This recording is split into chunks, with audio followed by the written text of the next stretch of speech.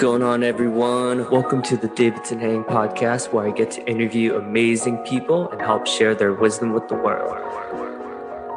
Let me know your takeaways and feel free to connect with the guest. I'm aiming to build a community around coaching, self-development, leadership, where people are not afraid to be their most authentic versions of themselves. You can find us on video by searching the Davidson podcast on YouTube. Welcome and enjoy the ride.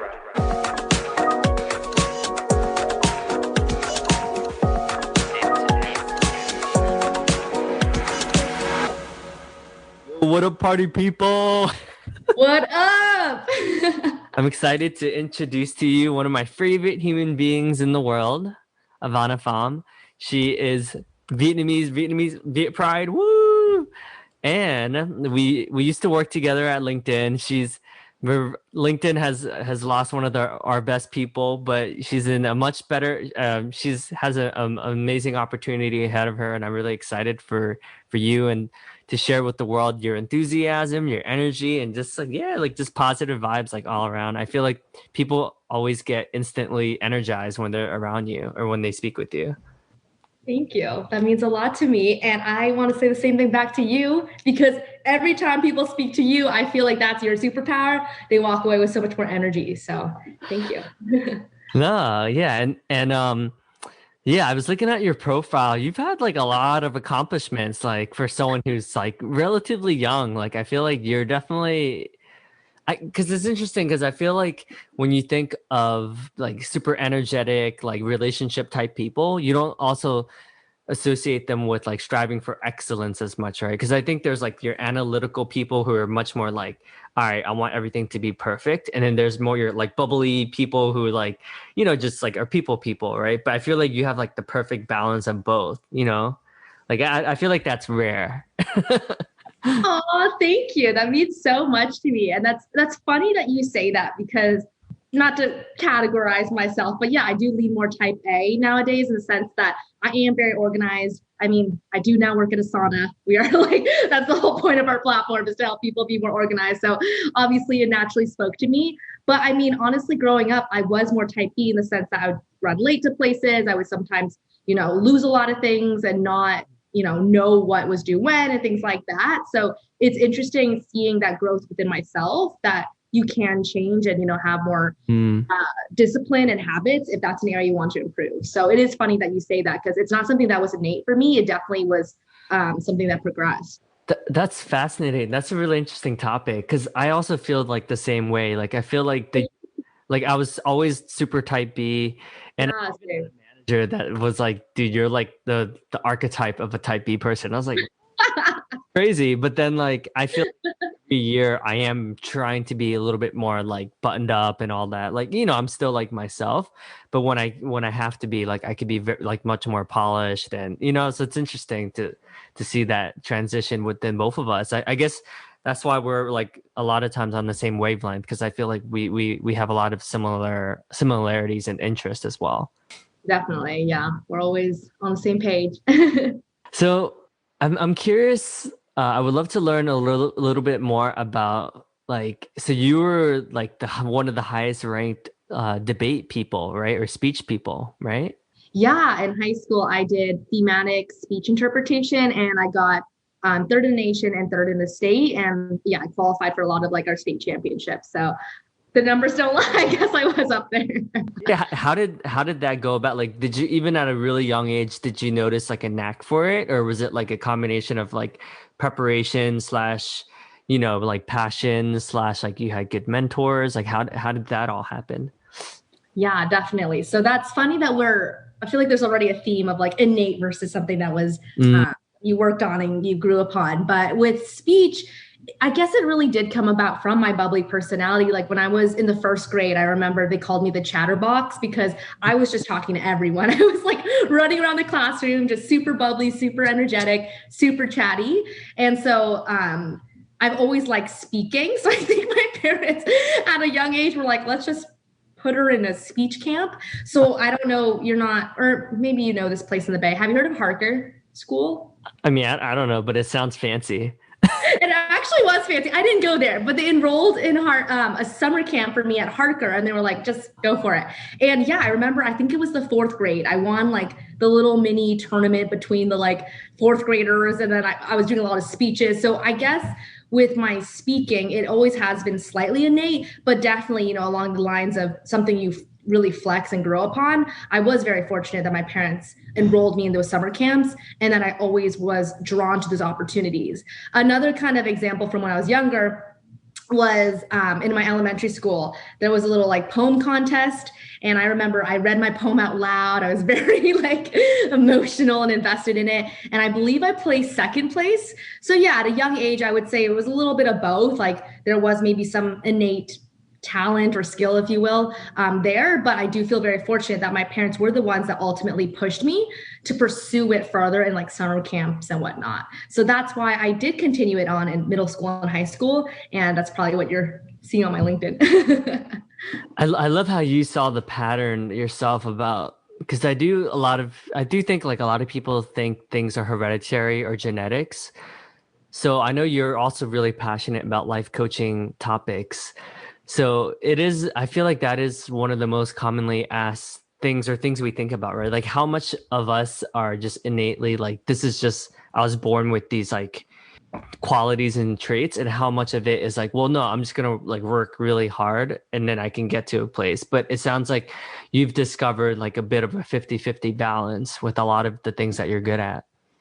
Definitely. And I think it's one of those things too where I remember growing up, I always thought, well, whatever I'm quote unquote bad at, I should probably work on that harder, right? And I think that's a lot of thought that people think about, like, oh, I should focus on my weaknesses. But as I'm getting older, I'm realizing just own your strengths because, that's what makes you you. And like you said, that's what makes you really unique. And so I think with speech, it's a little bit of luck that I was pushed in that direction. But I mean, as I'm finding my career as well, that's why I'm so passionate about sales is that is what I think, is one of my strengths.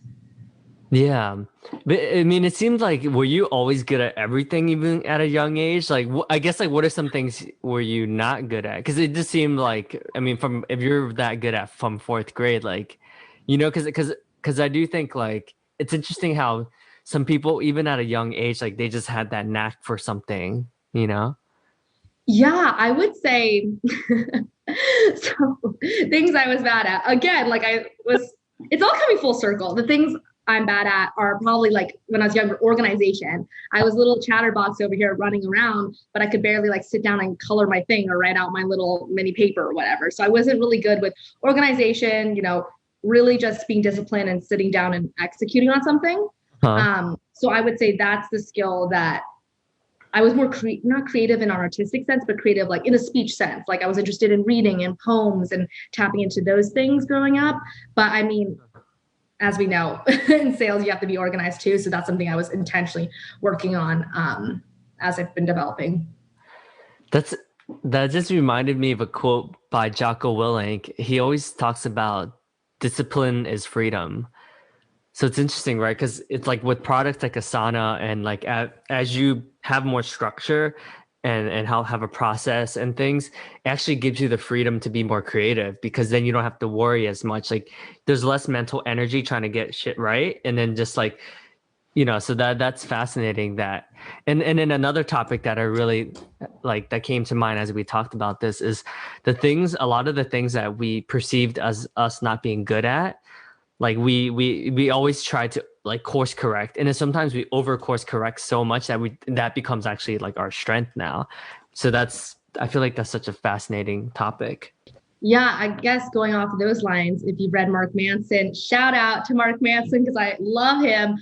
In his book, oh my gosh, I'm blanking on it. In his second book, to The Subtle Art, he talks about how freedom is commitment, which I thought was really interesting. It's kind of the same as, there's freedom and discipline. When you really invest in certain things and really commit to them, you actually become more free. Like people think that once you commit or only do one thing, you actually are, you're boring, you're simple. But I found that once I really understood myself and my strengths and what I like to do and what I'm good at, and then focus on that, I've never felt more flow and like felt more free, if you will. So that was also something that kind of came in my head when you were talking about that quote. Yeah, Man, I feel like there's so many things, so many ways we can go here. There's so many things we could do right now. It, I mean, to touch upon like what is another thing that you weren't good at, but now you're really good at? Because I also see a lot of that same traits like in a lot of the stuff. Like I was voted most reserved at one point in the yearbook, right? And clearly I'm not reserved anymore, you know? Like this, so there's a lot of things, and I know even like talking to my executive coach, like I'm like he pointed out that I had a story about how I'm not organized. He's like, well, you hit 408% of your number. Like, I would say you're probably organized, you know? And I was like, oh, I guess that's an empowering thought that I still have that doesn't serve me, you know? Yeah, definitely. That's so interesting because wow, we are similar because I've actually found myself also group settings, not necessarily being voted most reserved, but being like called out, oh, like you seem on the more quiet side. So I guess for any listeners to just see kind of the holistic picture of people, right? Like even though sometimes you're type A and bubbly, there's also times where you might find yourself in settings where you're the most quiet person. So I think that is really interesting that you called that out because I've also had a similar experience too recently, finding myself to be in a group of people. Like actually, my persona was one of the most quiet people probably in the in group. But something else I probably wasn't good at or like a weakness per se would probably be besides being not as organized and not as quick to execute. Um, I would say probably being not as detail oriented. There's, I guess that goes along the same lines as being, organized, but there's a lot of times where I had the mindset where I was like, just it's better done, whatever, not perfect or whatever. It's just better to get it done. And I think at a young age, that's, it's a fine mindset to have. But when you're building those foundations at a young age, it is really important to still, build that foundation and look at the details. So that's something I'm really, trying to do now. Whenever I'm learning a new skill or learning a new process at work, I really do try to get it right the first time, and not just think, I just need to check it off the box, but really, really immerse yourself. And kind of what I was saying earlier, freedom is commitment, like really investing yourself in that one activity will make you feel so much better afterwards. That's so funny because when I picture you and just and then like how we first met was like do the competition, right? Where, which that's how we like really gotten to know each other. Like that's like the opposite of how I view you. But I guess to your point, so much that it's like that's why you have such a high standard of excellence, right? So I guess like maybe when you're like really young, that was the case, but that's like definitely not the case now. Yeah, and that's funny that you say that because I think something else I'm realizing too is I've always probably had a high standard of excellence, just the way I was executing it is much more polished now than when I was younger, which was let's just get to the finish line. Right. But on the surface, a lot of people were like, wow, that turned out great, or wow, you're killing it. But still within myself, I knew I wasn't aligned because I didn't truly commit to it or stay as detail oriented as I like. So it's interesting that I faced a little imposter syndrome there growing up a little bit because the end result was still pretty good, but I didn't live in total alignment with what I, see as a standard of excellence. So I think, yeah, another like learning lesson is that it really is, you can have the end result, but are you in alignment with your values and what you believe in? So it's exciting to see that progress from, one method to who I am today. It's really deep. And I was laughing earlier, and sorry if that was distracting. No. But literally, like I would say like my second biggest my story that I tell myself is like I lack attention to detail, right? And I have so much evidence of that, right? When someone gives me like critiques me or whatever, I'm like, there you go again, So I'm really hard on myself. So when you said that, I was like, oh my God, like we're twins. We're twins. Just another. Yeah, I mean, it's hard not to, we've talked about this before too. Like, it's hard not to listen to someone's feedback and have that reinforce a story we've told ourselves or, thought about before. Yeah, and then I really liked your concept of like, it's interesting because like the end result, like you said, is like it always looks good, right? Like you're winning competitions, you're crushing numbers, like quotas, like you get all these amazing job opportunities at like the world's best companies like Asana, LinkedIn, Facebook, etc. So it's funny because like from the outside when we see you, it's like, oh yeah, she just wins shit. She just gets shit, she just places third in the nation, like shit like that, right? But then it's funny how like our internal dialogue, and I think all of us is like totally different, you know? And that's the common thing I've noticed amongst like all even the best people that I've interviewed, like Mimi Pleben and like basically all the President's Club winners. Like every time I talk to them, like, you know, you get the sense that they're like, oh, that's funny. Because on the outside, it's like, damn, you're a rock star. But then like when they share with me their inner dialogue, like during the podcast, I'm always like, wow. But then I don't know. I guess it's just interesting to see like how like we talk to ourselves and how others perceive us sometimes. Yeah, definitely. And that's something I'm trying to really be intentional about is how I talk to myself. And I would say my favorite question to ask myself these days to challenge my own thoughts is what else may be true? Mm-hmm. So that's just been really helping me recently is kind of just challenging my own thoughts and just understanding that thoughts are like a rough draft. They're not objective facts. It's like if you were writing an essay, you wouldn't submit the first draft. You need to revise it. You need to edit it. You would get like feedback. And so I think that has been one of the most life-changing realizations is understand your thoughts are like the rough draft of an essay. Your thoughts are not fact, and challenging them is one of the most powerful things you can do.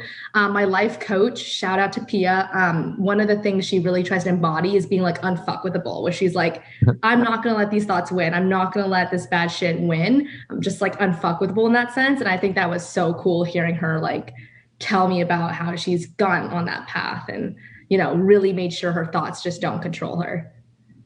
Yeah, it kind of reminds me. I mean, that's another like interesting. Like, why do you think you're so compelled to like self-development? Because I do think there's people who are like they're like, oh yeah, I'll do this once in a while, right? But you're almost like addicted to that, like getting right. I guess why do you think? Where does that come from? Yeah, that is such a great question. Thanks for asking, Davidson. I would say where it came from was that, oh my gosh, this is probably why I'm so in alignment with Asana because this is like one of their terms is like bringing chaos to clarity. I think, you know, I used to have a lot of chaos. Like I said, growing up, I wasn't organized. I wasn't great with execution. I wasn't detail oriented. At times I was all over the place, like the chatterbox running around the classroom. So I had a lot of chaos in my mind and externally in that sense when I was being like a flurry. And so I really just wanted to have clarity. And so that's what kind of compelled me to be okay, how can I just better myself? I mean, if other people can do it, why can't I just get a little better at executing this or being organized at this? And after I really, really believed that everyone has the ability to get 1% better every day, I think that's to your point where I got addicted to it. I think that's the first step. I think you have to truly, truly buy into the fact that you can change. Because I think for some people, like you said, they get stuck in their story and they don't want to change. It's almost like an emotional addiction to, you know, like say misery loves company, like sometimes, you know, getting into those low points, it's almost addicting to not. But I switched that addiction, if you will. And I was like, no, I truly believe that I can get 1% better every day. And that's why I've read so many, you know, development books. I've hired a ton of coaches, counselors, etc., and surround myself with people like you that also like it because it is so addicting to understand that like, you have the choice in this world to choose what you want to, you know, how you show up, what you want to do, how you spend your time. So I can go on about that topic, but yeah, I got addicted after I really internalized that I have choice and I choose to be the best version of myself. Yeah, you're pretty wise for someone who kind of just graduated from college, like not even that long ago, you know, like that's pretty cool, right? Thank you.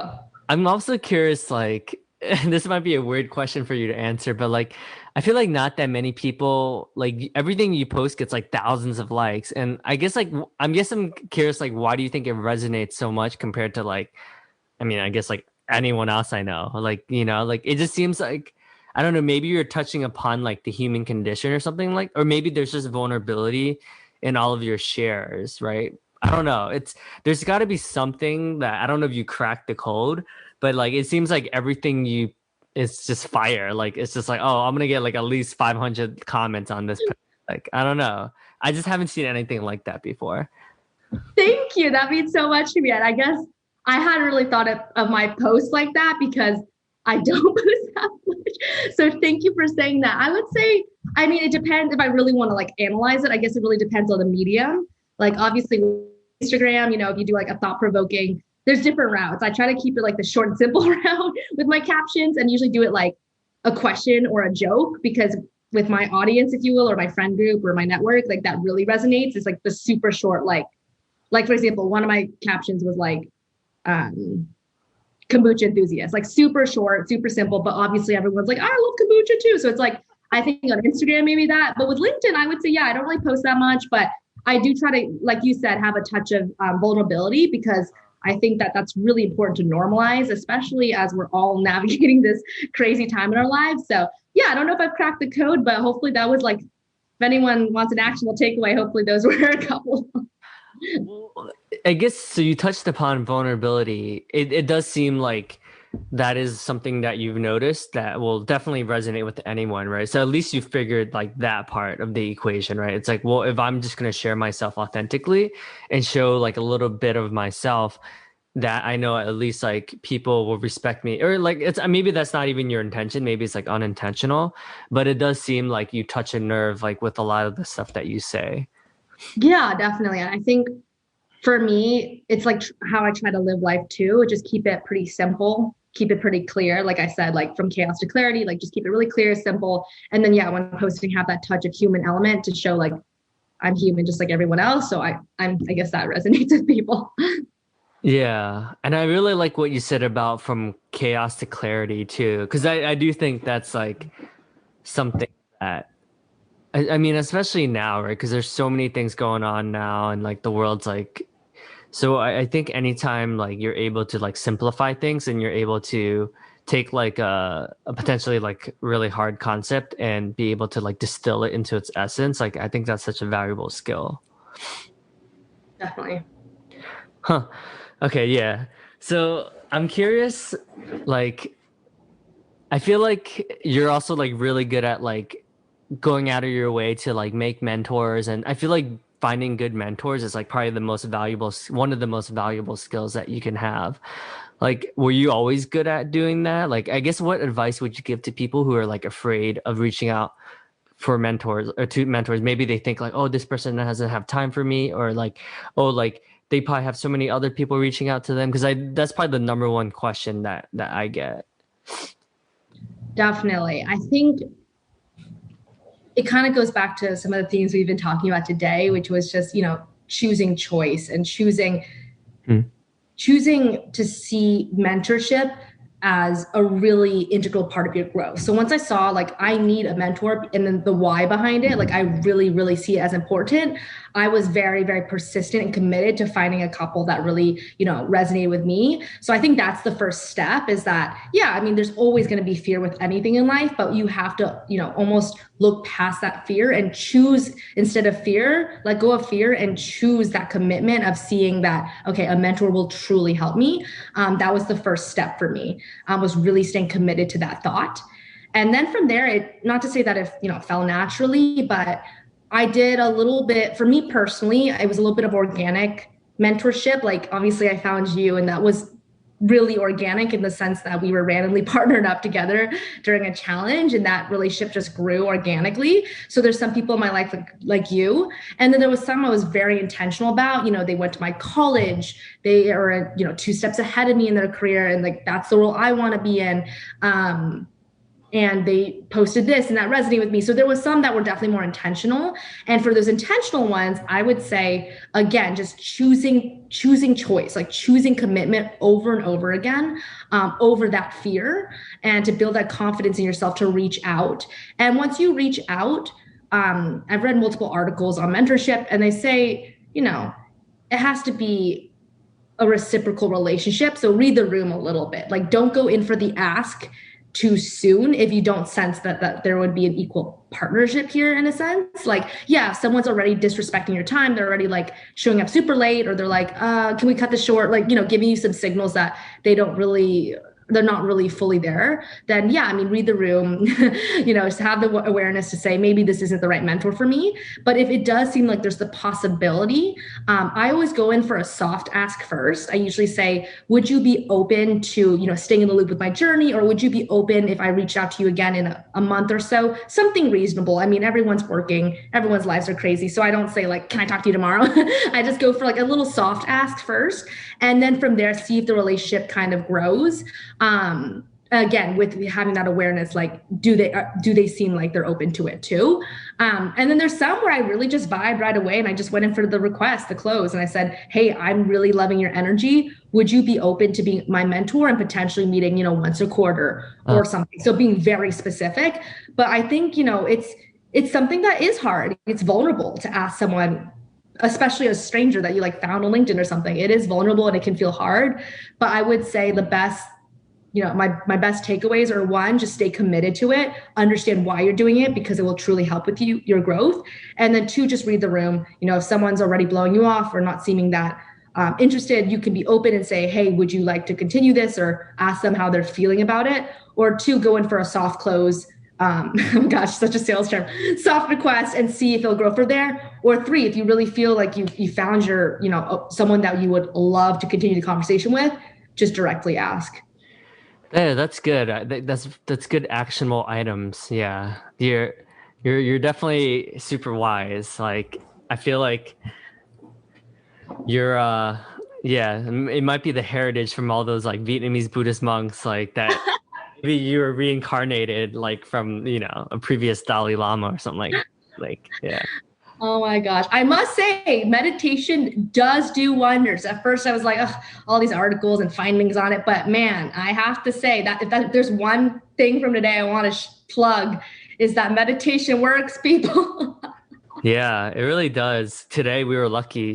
Scott had a half day meditation retreat today, so we did 3 hours of meditation today. It was beautiful. That is incredible. Oh my gosh, that sounds amazing. One thing I want to edit though about my comment is that I think the reason why I tried to meditate before, I tried to be like, my life is again chaos, right? There's so much going on. The science says meditation works. I'm just gonna do it. I kind of treated meditation as a means to an end. I was saying, I just want to meditate to turn this chaos into clarity and to feel more. I want to feel better about myself. So that's what I'm going to meditate. Is it a quick fix? I don't know. Let me just do it. But when I got out of that mindset and, revisited my meditation journey, and I said, actually, I really, truly just want to get more in touch with my mindfulness and my awareness. And I want to just sit in silence and peace. That's when it started, quote unquote, working. So I think that's one edit I want to say to my comment. It's not a quick fix. The intention has to be correct. It's not a means to an end, but truly like a journey that you want to pursue. So that's what I want to say in case anyone was curious. And then again, the theme of bringing clarity or from chaos to clarity, right? So it's funny how we keep seeing the same theme in so many areas of your life. So that is pretty cool. That that's how it's such a good transition, because if you're truly stepping into your purpose and it's like clearly like these are a lot of areas that you've struggled with in the past, and now you've gotten better. So it's cool when you're like the living embodiment of whatever company whatever company. So if Asana was like a person, it'd be like a yogi, right? It'd be someone who's like, by just the sheer presence, makes people feel calm, at peace, like tranquility, things like this, right? So if you are the living embodiment of whatever that is, like you'll just be successful, just because it's a natural, it's authentic, right? It's relatable, it's real. It's not like you're trying to be something you're not. So that's Yeah, exactly. That's why I think I'm already so, even though I'm new, so passionate about the company, but excuse me, because I'm already seeing like my own personal values bleed into literally their values and things that they say about themselves. So that's been interesting to see. That's awesome. I'm also curious about, like, I feel like how does one manage their energy levels, right? Because I do think, oh, actually, this is something that when you mentioned earlier, I was like, oh my God, this is gold for people. So two things. So it's interesting because the people that are often the most extroverted, right? I would say like both of us are like pretty extroverted, right? Like we put ourselves out there to get to know people and stuff like that. But then sometimes we're also the people like that because we're expending so much energy to like make people feel included and all this. We're adding so much. Like also like when you don't take care of your energy, that's also when you struggle, right? Like you go to like dips of, so I feel like that's really interesting. So, I mean, other than meditation, what are some other practices that you do to manage your energy? Because you're always like putting yourself out there. You're doing like panel events for your alma mater, like, like you're doing a lot, right? Like in terms of your career and for others. Definitely. I think that's such a great question and something that, especially for folks in sales, like should definitely reflect on what works for them. But, what personally works for me, you called it out, right? Meditation has been a great practice for me to adopt to, have complete pause and stillness in my day and to really just, be with myself. I would say I'm really, really into my night routine. I wouldn't even call it routine. I would call it like a ritual, honestly. And I think for managing your energy, I think having rituals or, I don't even see them as routines anymore because that sounds so much like work. Like I really means a ritual. Like it's like a sacred experience for me.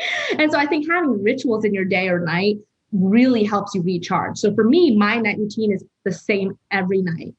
By I would say 9 or 9:30, I light 3 candles and I turn off all my lights except for one mini lamp. I play this like really soft music. And sometimes, yes, I'll cheat. I'll watch like Netflix in bed and stuff. Like I'm like, I know it's supposed to be my like calm down time. But yeah, during that time, I'm not really talking to anyone on the phone. I'm not catching up with anyone. I'm literally mute. Like I'm not talking and I'm just in bed, just complete relaxation. And then from there, I'll keep all the lights and the candles on and I'll get ready for bed. And then, yeah, just obviously blow the candles out. And every night, I'll kind of just do a closing thought with myself, kind of take a couple deep breaths, and then yeah, blow out the candles, head to bed. And I would say that entire practice can last up to like an hour almost, that ritual. Again, sometimes I cheat and I'm watching Netflix in bed while I'm just like there. So it takes like an hour and a half. But in that time, I'm not talking to anyone. And so whatever works for different people. But I think, especially in COVID, it's an interesting thing I bring up because I've heard a lot from my peers like, oh, this day was kind of like boring or this thing is blah, blah. But for some reason, my rituals never feel boring. Like they just feel they bring me so much joy. So I would challenge anyone that's listening to recharge their energy. Think about what rituals might work for you. Maybe it's a morning routine. Maybe it's not a night routine. Maybe it's during lunch. You like play your favorite music and or like go to a room and be by yourself. Like it really looks different for everyone. But I don't think like, in a weird way, it's a double whammy because one, you're recharging energy, but two, it's fun. Like you like it, you chose to do it. And so that's my best advice for people trying to do that. Yeah, that's good advice. I definitely think now that you're saying that, I know like my ritual is definitely like at night, I always need like usually like an hour to myself to just read a book and just kind of lay in bed or just like there's certain things where I'm like, oh yeah, I do feel much better like when I do it. But sometimes we don't really think about it, right? But you're intentionally like setting aside like this sacred time for you, right? Especially if you're a giver, which like you are, you're always like giving back to society and things and your friends and your community. I feel like that's when you need to take care of yourself more, right? Because if you're always giving, and then you're gonna be exhausted by the end of the week. So you have every day you have that to reset. You'll be able to be much more likely to be at 100% the next day. Totally agreed. And I think when you think of the word ritual, I think why I almost even intentionally use that word is because for me, routine sounds almost like so robotic, like something I have to do to be my best self at work or whatever. But with ritual, it's like it's something you chose. You have to honor it because it's a commitment to yourself, and it should be fun, right? Because you're the one choosing it. So yeah, I think like I do think it's a great way to recharge. Yeah, well, I appreciate all of your advice. I feel like the time went by so quickly. We'll definitely have to have you back for part two. Prior to you becoming like a CRO, like a VP of sales or anything like that. Like we definitely need to have you back on the podcast. Oh my gosh. Well, I'm a big fan of the podcast. So it's an absolute honor that I'm episode 85 here on the D Hang podcast. But thank you so much to the wonderful host. And I had so much fun. Thank you, Ivana. Best of luck. And yeah, I'm sure we'll stay in touch. Of course. Thank you. Well, that's it, folks. Hope you enjoyed this episode. Please subscribe and let me know what your thoughts are. If there were any takeaways, I welcome all positive and constructive feedback and hope you enjoy. stay tuned for more interesting stories and guests. Take care. Take care. Take care.